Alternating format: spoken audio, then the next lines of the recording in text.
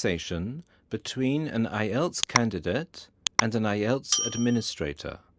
Look at the questions 1 to 5.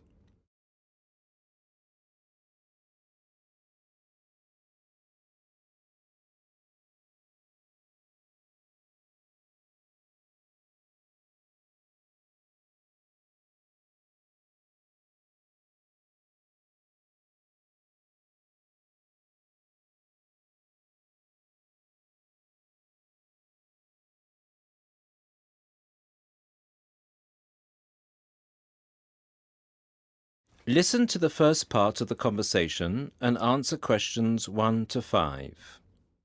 Good afternoon. I'm applying for a master's program at the University of Exeter in the UK.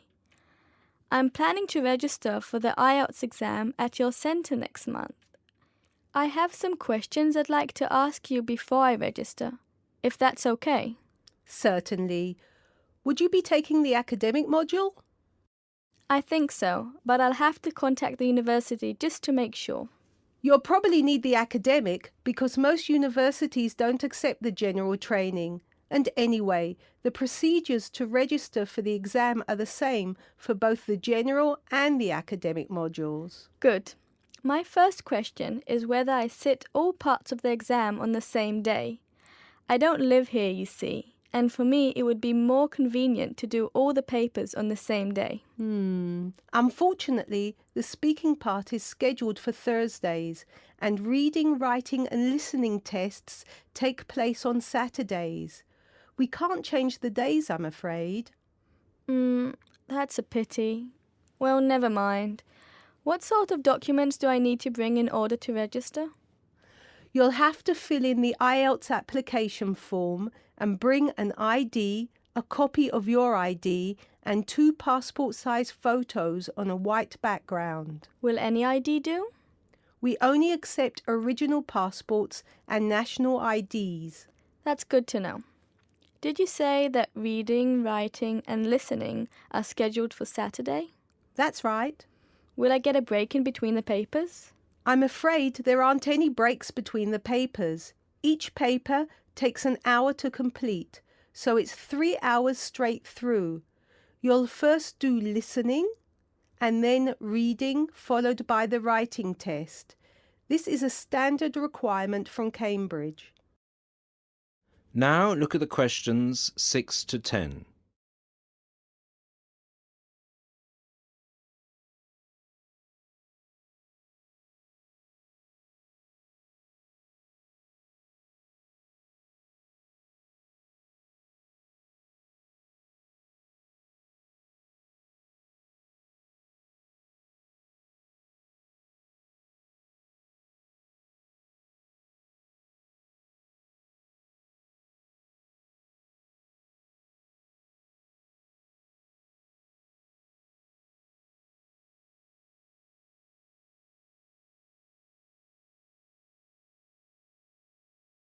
As the conversation continues, complete questions 6 to 10. Okay. And how soon after the test can I pick up my results? It takes 13 calendar days for the results to be processed. Can you let me know how much it is and the form of payment? The examination fee is $200. You can pay by credit or debit card. We also accept checks. We only accept cash as a form of payment in exceptional circumstances. And one last question. Can I mail you the application documents? Certainly. You can send all the documents by registered mail to our address, 47 Clover Place, New Rochelle, New York. Could you spell New Rochelle for me, please? Certainly. Newrochle.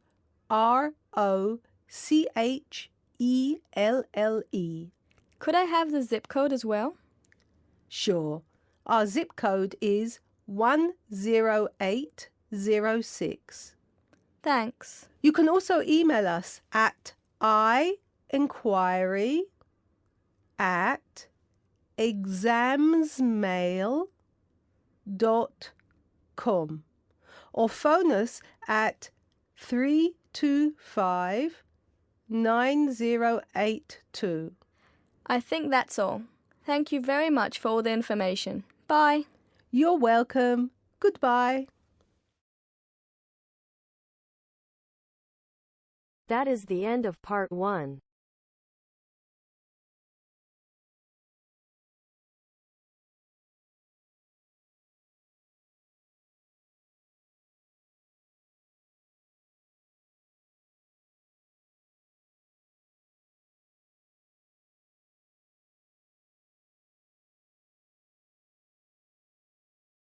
Now turns to part 2.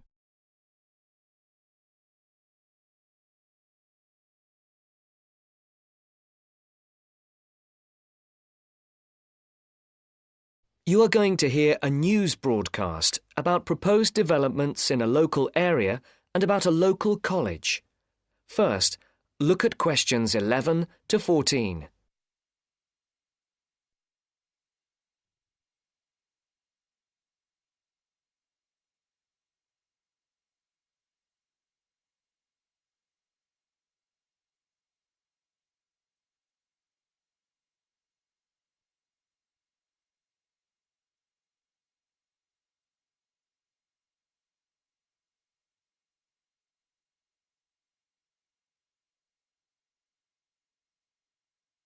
Listen carefully and decide which 4 planned developments are mentioned. And now for our main headlines on Southern local news for today. First of all, the report relating to the proposed motorway and other developments around the village of Tartlesbury was published this morning. And, as has been expected, it has created quite a lot of interest. The new motorway will pass along the north side of the village, crossing the River Team less than half a kilometre from the well-known beauty spot, Streve Ford, to the northeast of the village. The motorway will cut the village off from the ford, where many children play. But that is not the end of it. There are also plans to build 1,000 houses on farmland west of the village. And on top of that, there are proposals to build an industrial estate for new technology companies on the site of the old steelworks on the edge of the village. A news centre with a swimming pool and a very wide range of sports facilities and a large supermarket with other shops are also planned next to the housing estate. Before the broadcast continues, look at questions 15 to 20.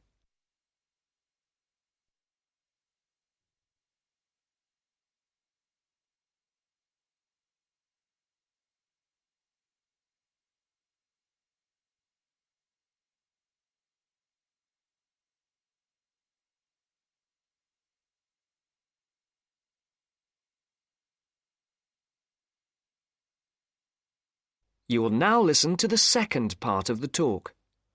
For questions 15 to 18, put a tick in either column A or column B for each of the people mentioned. For questions 19 and 20, decide which of the 4 alternatives is the most suitable answer and circle the correct letter. Mr. Jones, a local farmer we spoke to early today, is strongly against the plans. But the local council is pushing for them to be adopted in full. They say that new housing is needed in the area and that it is an opportunity to take advantage of government grants for setting up new technology developments. The mayor, Mr. Funn, says, "We must make every effort to do our part for the economy of the country and for the local people. This is a golden opportunity to put Tartlesbury on the map." Reactions to Mr. Funn's comments have been quick to come. Surprisingly, when we contacted the spokesman of the local conservation group, he was very much for the planned developments. But not all the local groups support the scheme. And, unlike the mayor, the local MP, Mrs. Wright, is very much against the planned developments. Mr. Khan, a local shopkeeper, had this to say: "People are absolutely horrified at what is being proposed here. This is just a chance for some people to make money quickly. But I can assure you that if they think that local people are going to be a walkover, they have another think coming.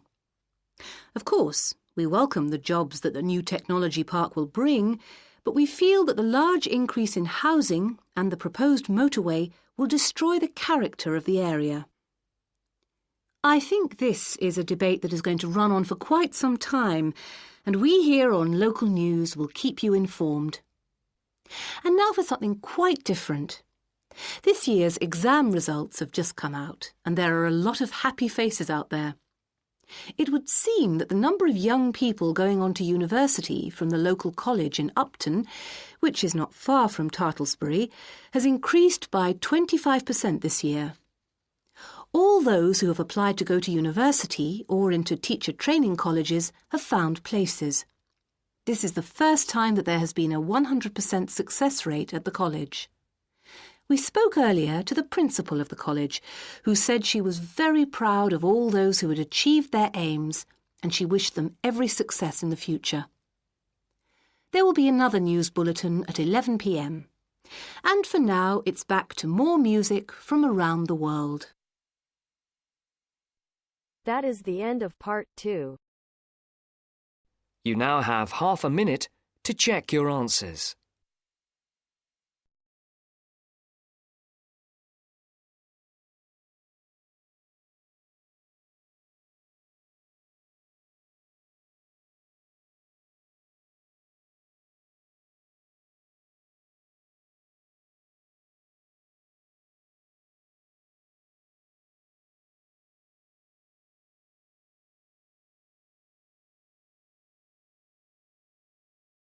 Now turns to part 3.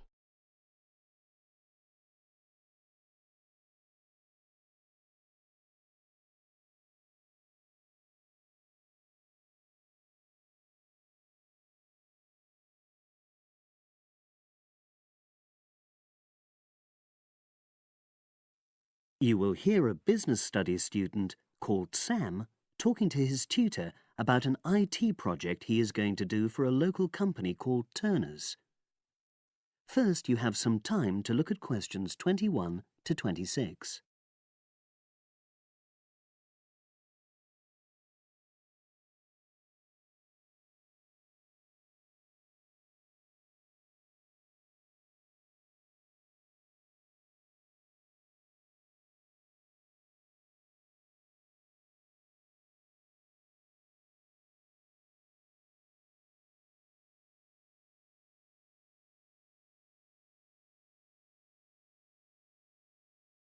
Now listen and answer questions 21 to 26. Hello, Sam. Come in and sit down. Thanks. You're here to discuss your company-based IT project, aren't you? Yes, I've been to see the manager and he's given me a lot of ideas about projects that the company would find useful, but I wanted to ask your opinion about them before I choose one. Yes, that's fine. Now, this company's called Turner's, isn't it? That's right. It's a small engineering company. They make machine components for trade use. They're well established. They started in 1976, but they're a bit old-fashioned. Okay. And what kind of projects did Turner's suggest you could do for the company? Well, they want some improvements made to their customer database. The one that they've got at the moment isn't very useful in some ways. I had a quick look at it. That would be a very straightforward project, and it'd be simple enough to evaluate, but I don't think you'd get enough out of a project like that. You wouldn't learn anything new. Well, another project they suggested is to do with their online sales catalogue. At the moment, customers can look at their products, but they can't actually order them online, which must affect their competitiveness. But I said I thought it would take too long. It's quite a big task. You're right. It's too much for the time you've got. It's a pity, though. Then they want some help with their payroll system. At the moment, the way they calculate pay involves a lot of manual accounting. I suggested they could have a system where employees register electronically when they arrive and leave work, so the hours they do could be transferred automatically. I think you'd get a lot out of a project like that. It would extend your skills, but it wouldn't be too much to take on. A student did something similar a couple of years ago, but this is slightly different.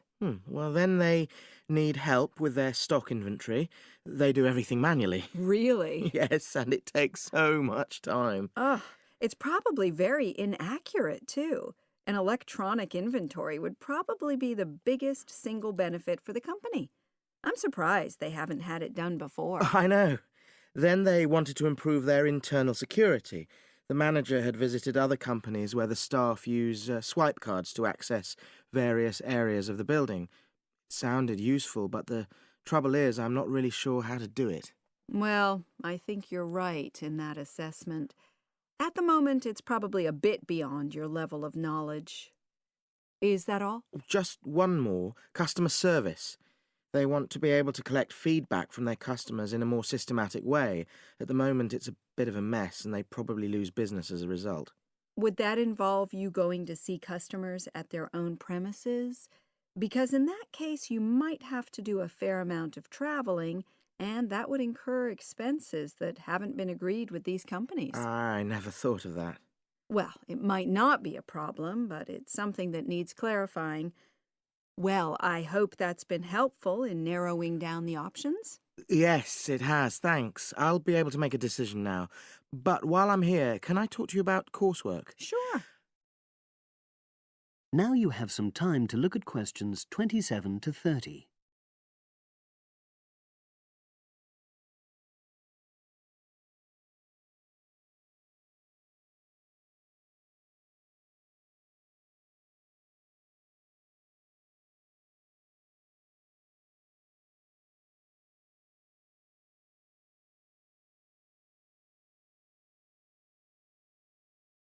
Now listen and answer questions 27 to 30.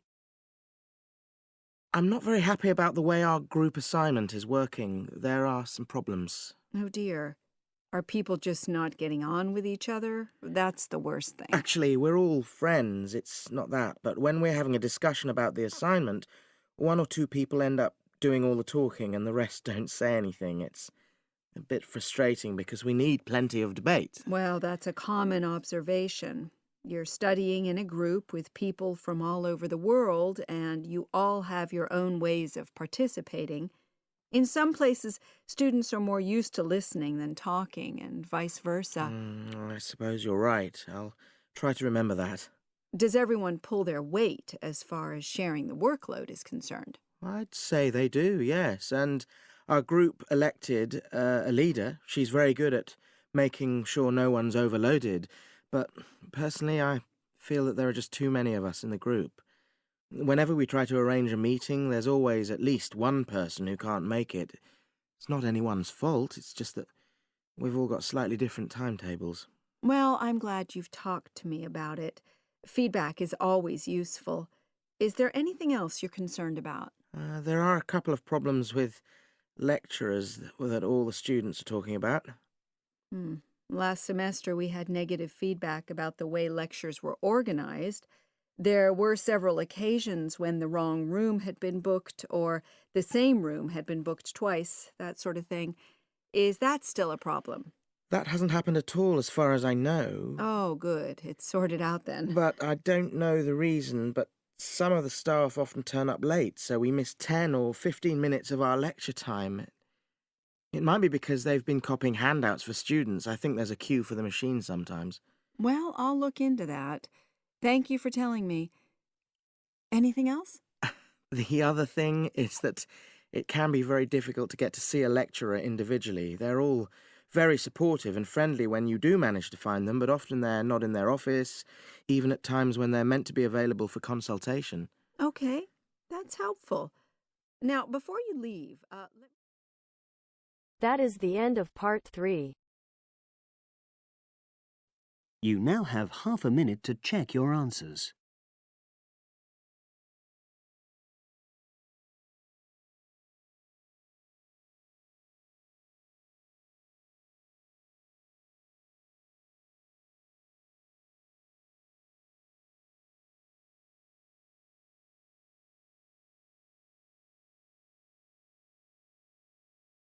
Now turns to part 4.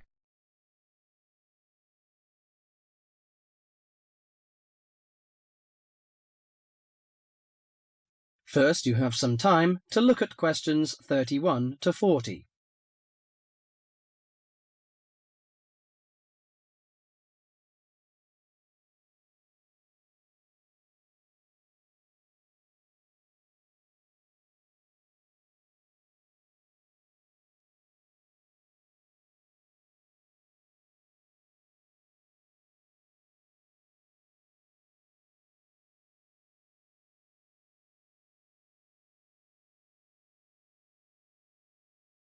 Now listen carefully to the message and answer questions 31 to 40.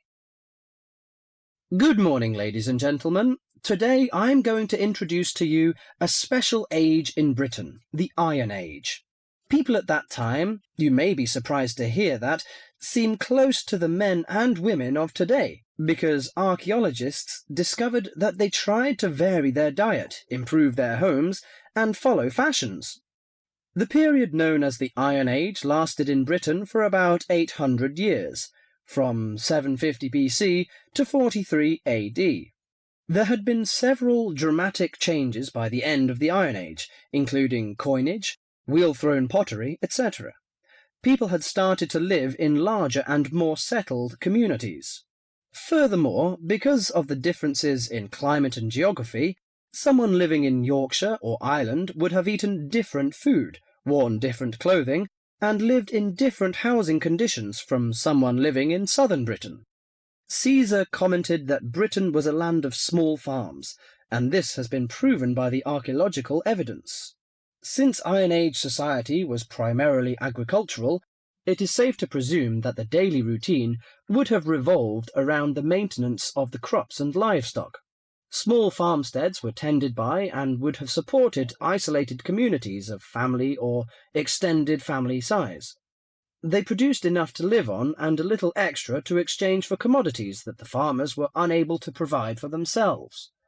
For those farms, harvested crops were stored in either granaries that were raised from the ground on posts or in bell-shaped pits 2 to 3 meters deep.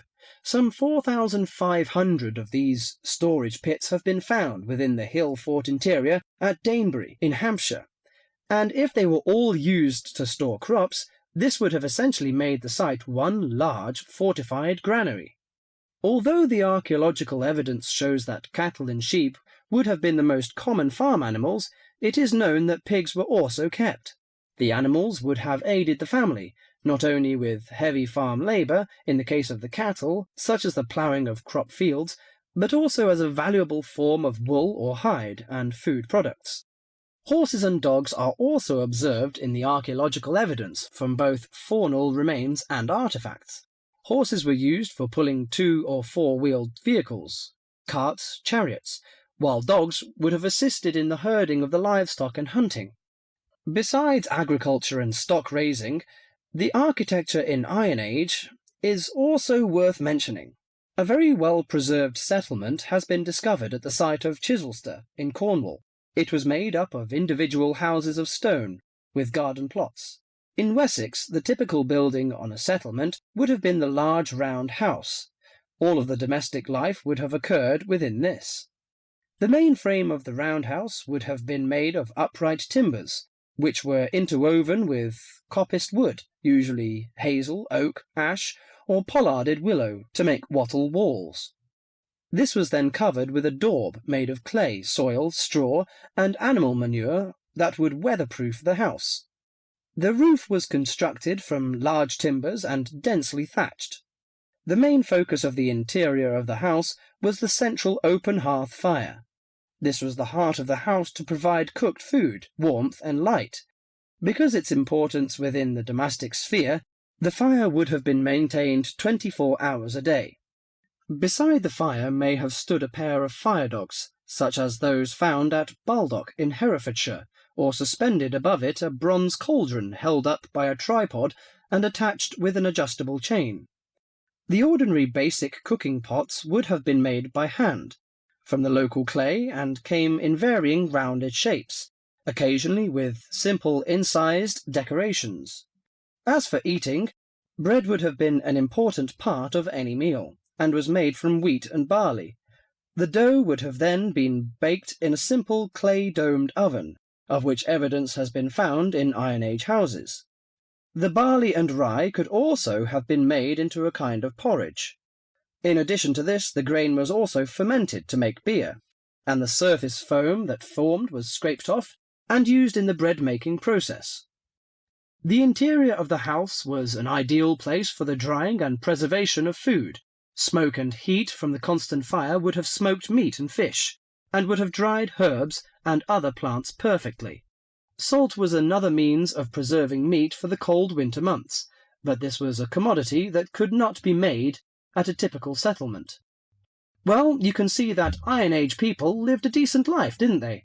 I'm going to introduce their culture and leisure time next time. Thank you. That is the end of part 4.